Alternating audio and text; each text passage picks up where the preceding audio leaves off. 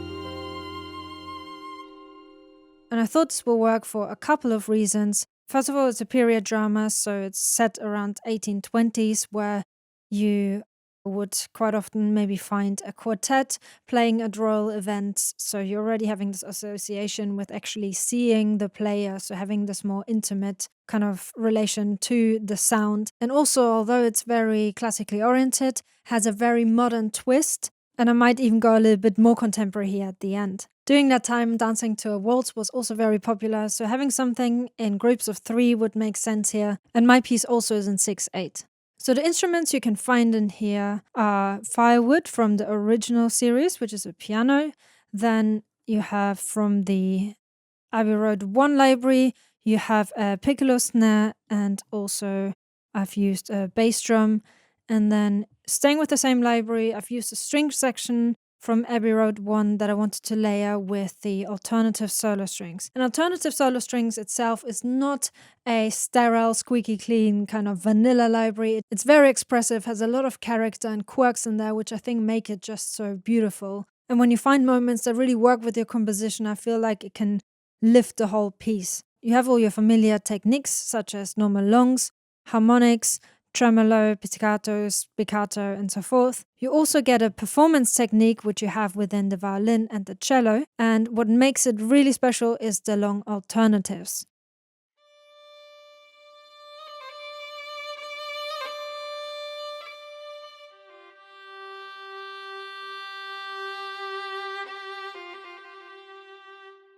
You get these extra performance elements in here as well. I already planned mixing 2 different string libraries, but I wanted to concentrate on the alternative solo strings and just write something for them first. And using the piano, I just wanted to define which way I'm going harmonically.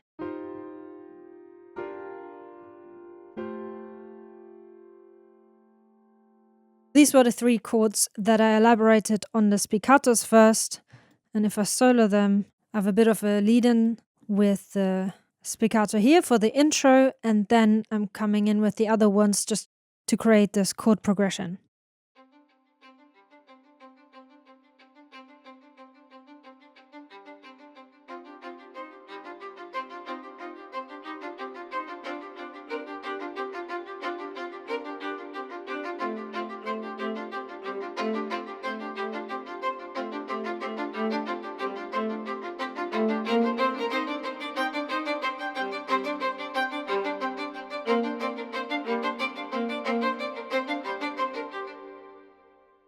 In the first violin, I'm just going up when repeating the chord progression just to give it another lift. I was also hoping to find the right pattern to not to get too stagnant repeating this over. Then I have this pedal note that I wanted to have over these 3 chords.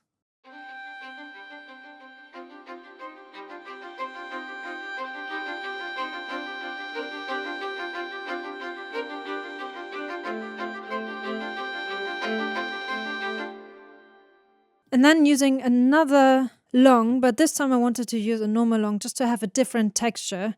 And also if I go into the MIDI information here, you can see that I'm actually coming in and out at different times.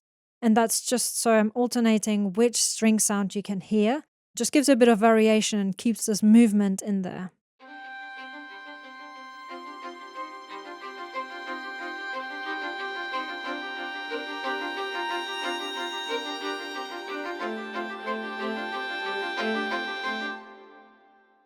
So just having the harmonic long coming through first and then the normal long coming through another time. Here's the first time I'm using an alternative long. I've got this in the cello and it's just really beautiful trills that it has in there.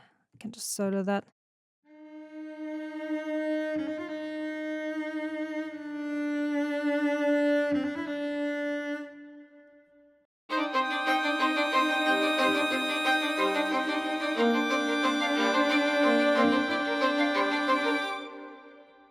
Already brings a lot more emotion into this. And then over here I've got these really lovely full-bodied double basses.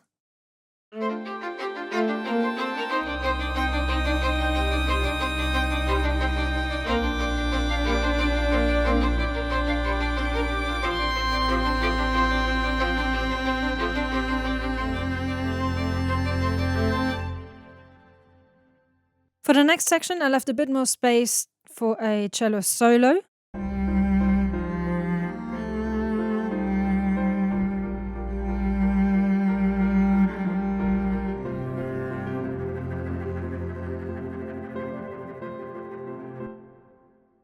And what you can do, because you get multiple round robins on the patches, meaning that when you re-trigger the same note, you get a different sample playing back, and it could sound a little bit different. But if you find one that really works for your piece, you can just bounce them in place so that you get the round robin that you wanted to play back. Or equally over here, if I just continue a little bit.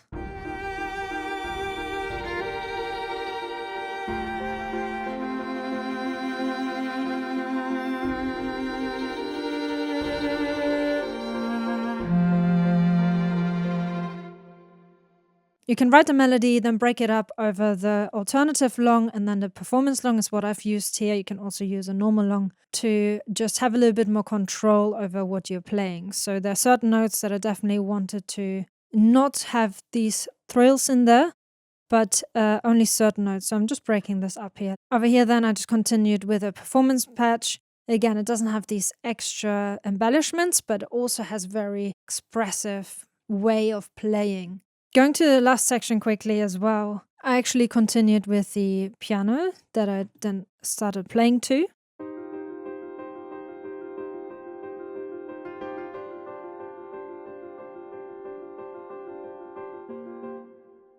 Added a pizzicato over here.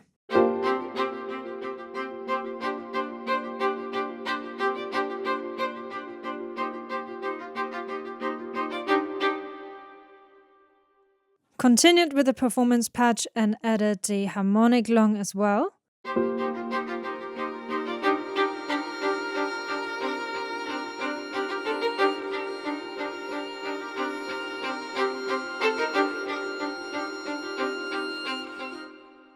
And then for the last part, I really wanted to let the alternative longs sing here. So if I add these to the mix as well.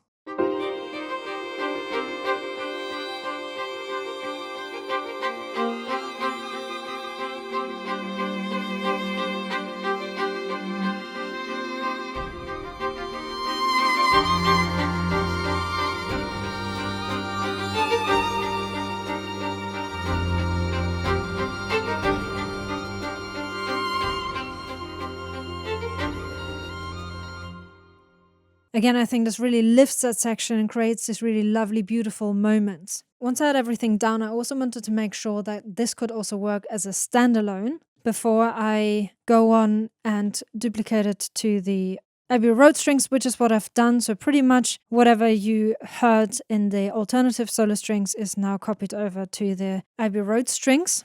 At which point, coming to the layering, I brushed through each individual channel, just making sure that everything is sounding the way intended, especially because it's a different string library, so you might need different accents in the spiccatos, or if you go into your longs. Especially in the cello and the basses, I was just going through the expression and dynamics, just making sure that I have the right curve for these as well. Again, aiming for this to work on its own as well, just as a starting point, so I get my mix and my levels right for this library. And once I have all of that done, brushed through all of these channels, I then just added it to the mix and kind of just try to see at which level I liked both of them in together. You might then also want to solo out different moments. For example, I was soloing out some of the longs.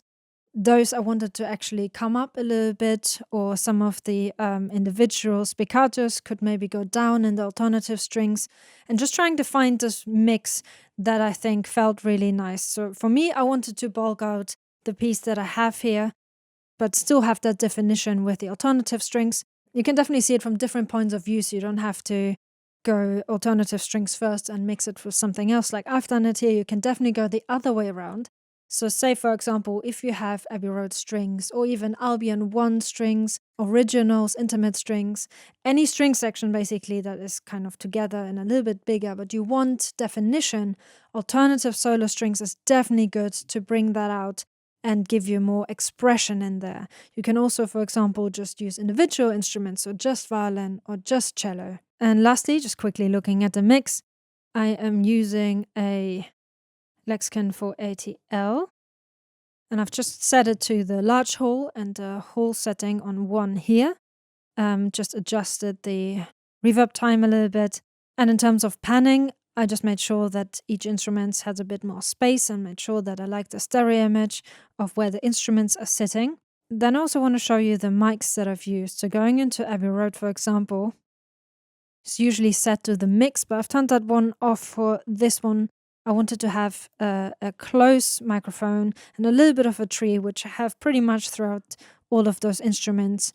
And looking at the alternative solo strings, you have different signal paths with the pair, ribbon, room. I've set it to the valve though. And with all of that in mind, let's listen to this one more time.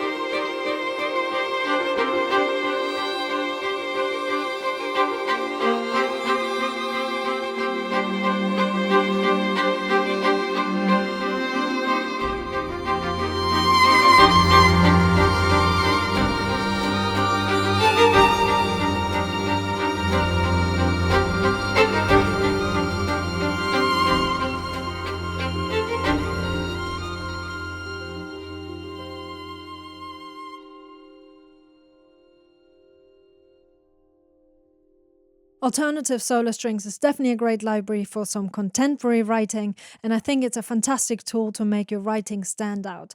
I hope this gave you a good overview of what you can find in there and what it sounds like. Thank you so much for watching, and hopefully see you in the next one.